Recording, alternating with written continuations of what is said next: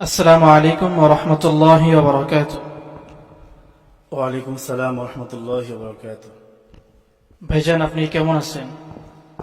আলহামদুলিল্লাহ, আমি ভালো আছি। আপনি কেমন আছেন? আলহামদুলিল্লাহ, আমিও ভালো আছি।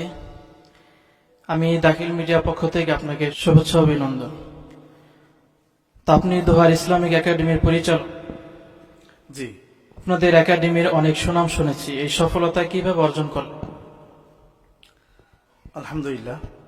প্রথমে মহান আল্লাহ তাআলার শুকরিয়া আদায় করছি। দাখিল মিডিয়াকে অসংখ্য ধন্যবাদ আমাদের একাডেমির পক্ষ থেকে আমাদের সাক্ষাৎকার নেওয়ার জন্য। আসলে একটি সফলতার পেছনে অনেক গল্প থাকে। আমরা দোহার ইসলামিক একাডেমি আজ মানুষের মুখে মুখে। এই যে একটি সফলতা, এই সফলতা অর্জন করার জন্য আমাদের অনেক ত্যাগ স্বীকার করতে হয়েছে এবং এর পেছনে অনেক গল্প রয়েছে। কিন্তু এই গল্পগুলো আমরা এত অল্প সময়ে বলা সম্ভব নয়। আমি বেশ কয়েকটি কারণ আমি বলছি। এর মধ্যে এক নম্বর আমরা যে বিষয়টি বলবো সেটি হচ্ছে যে আমরা ছাত্রদের প্রতিটি মিনিট সময়কে আমরা অত্যন্ত গুরুত্ব দিই।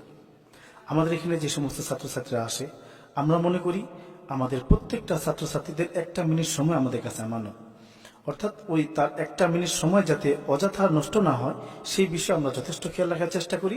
আমরা চেষ্টা করি তার প্রতিটি মুহূর্ত, প্রতিটি সময় যেন পড়ালেখার কাজে লেগে যায় এবং এই সময়ের মধ্যে মেহনত করে সে যেন ভালো একজন আদর্শ ছাত্র হতে পারে।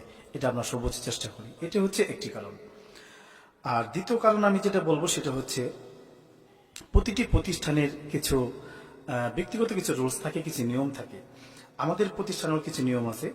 বিশেষ করে পড়ালেখার ক্ষেত্রে যদি আমি বলি যে আজকে আমার একজন উস্তাদ কি পড়াবে, এই বিষয়টা আমাদের অফিস থেকে নির্ধারণ করে দেওয়া হয়।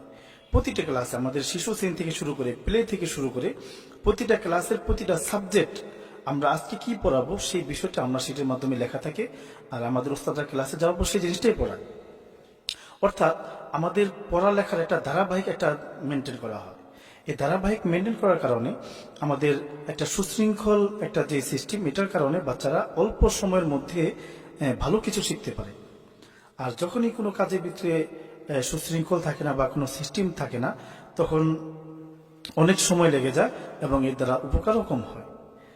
আর সর্বোপরি আরও একটি বিষয় আমি যেটি বলবো সেটি হচ্ছে আমাদের দোহার ইসলামিক একাডেমির যারা ওস্তাদ রয়েছেন তাদের অক্লান্ত পরিশ্রম এবং আন্তরিক প্রচেষ্টা, আলহামদুলিল্লাহ আমরা এই সফলতা অর্জন করতে পারছি।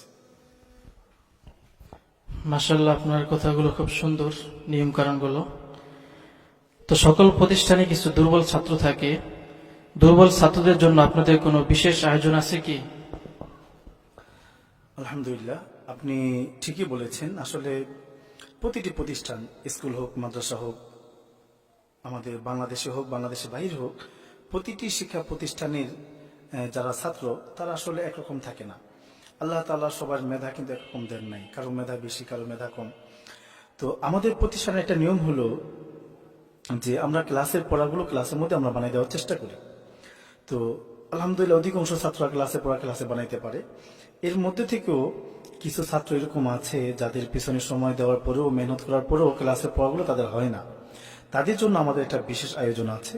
সেটি হলো আমাদের ছুটির পরে, যখন আমাদের সমস্ত ক্লাসগুলো ছুটি হয়ে যায়, তখন আমরা আমাদের প্রতি ক্লাস থেকে বাছাই করা তাদের লিস্ট আমাদের কাছে আছে, যে কোন কোন ক্লাসের কোন কোন ছাত্র দুর্বল তাদের লিস্ট আমার কাছে আছে। ওই লিস্ট হিসাবে আমাদের আলাদা একটা ক্লাস হয়, যে ক্লাসটাকে আমরা ডি ক্লাস বলি।